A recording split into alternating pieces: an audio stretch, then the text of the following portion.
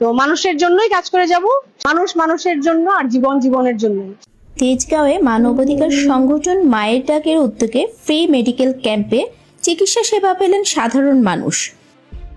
চায় না আন্ডারওয়েট আর কি। তো আমার কাছে ডাক্তার দেখে খুবই ভালো লেগেছে। উনি আমাকে অনেক সুন্দর করে বুঝিয়ে বলেছে কিভাবে আমি আমার বাচ্চার ফুড চার্টটা রেডি করতে পারি এবং কিভাবে মেডিসিন গুলো দিব উনি সেটাও বুঝিয়ে দিয়েছে। আমার কাছে খুব ভালো লেগেছে ওনাকে দেখে। শুধুমাত্র গুম হওয়া পরিবার ও তাদের স্বজনদের মধ্যেই সীমাবদ্ধ নয়, বরং সমাজের পিছিয়ে পড়া ও অধিকার বঞ্চিত সহ সকল শ্রেণী পেশার মানুষের পাশে দাঁড়াতে দীর্ঘদিন ধরে কাজ করে আসছে মানবাধিকার সংগঠন মায়ের ডাক। হ্যাঁ, আমরা এখানে আইছি ডাক্তার দেখাইতে। ডাক্তার অনেক ভালো দেখলো, পরীক্ষা দিল, আবার পরীক্ষা করলো, কইরা ওষুধ লিখে দিচ্ছি। আল্লাহর রহমতে আমরা খায়া দেখবো কেমন হয়।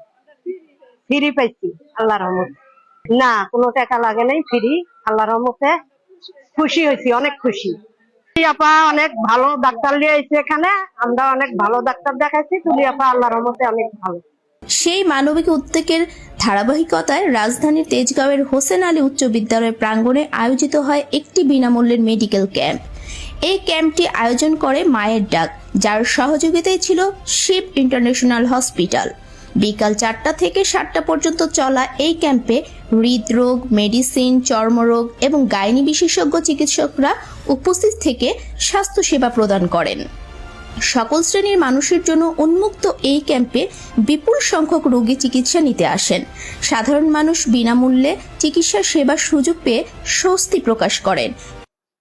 ধন্যবাদ। আজকে আমরা এই মাত্রই আমি আমার অনেকগুলো সমস্যা রয়েছে। আমার বিশেষ করে ডায়াবেটিক্স আছে, তারপরে পায়ে ব্যথা আছে। আজকে আমরা ধন্যবাদ জানাতে চাই যে মায়ের ডাককে এবং মায়ের ডাকের যিনি প্রধান সমন্বয়কারী সানজিদ ইসলাম তুলিকে, যার মাধ্যমে আজকে এই হোসেন আলী নাখালপাড়া স্কুলে বিশেষজ্ঞ চিকিৎসকদের চিকিৎসা নিতে পারছি। শুধু আমি না, আমার মতো শত শত অজস্র মানুষ এই চিকিৎসা সেবা এখান থেকে নিচ্ছে এবং এখানে বিভিন্ন বিশেষজ্ঞ চিকিৎসকরা প্রায় 12 জনের বিশেষজ্ঞ চিকিৎসকের টিম রয়েছে এবং যার যে প্রবলেম রয়েছে সেখানে গিয়ে চিকিৎসা নিতে পারছে।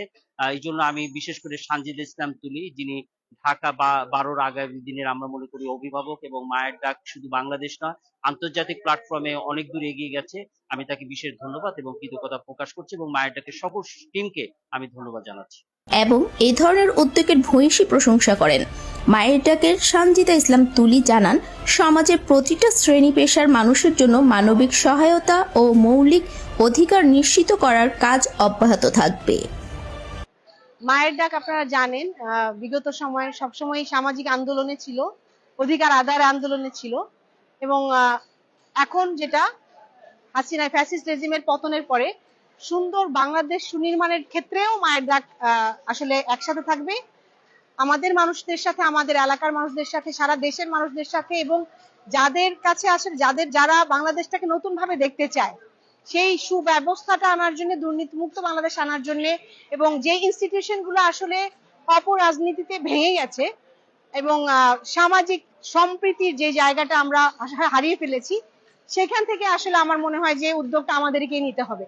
মায়ের ডাক এই আয়োজন, এই যে আজকের যে মেডিকেল ক্যাম্প, এটা আমাদের প্রিয় আমাদের যে এলাকাবাসী তাদের জন্য, স্কুলের ছাত্রদের জন্য, তাদের অভিভাবকদের জন্য, আমাদের যারা ভিকটিম ছিলেন তাদের পরিবারের জন্য, আমার এলাকার যারা আমার বাবার বন্ধু, ভাইয়ের বন্ধু, আমার পরিবারের স্বজন, তাদের জন্য।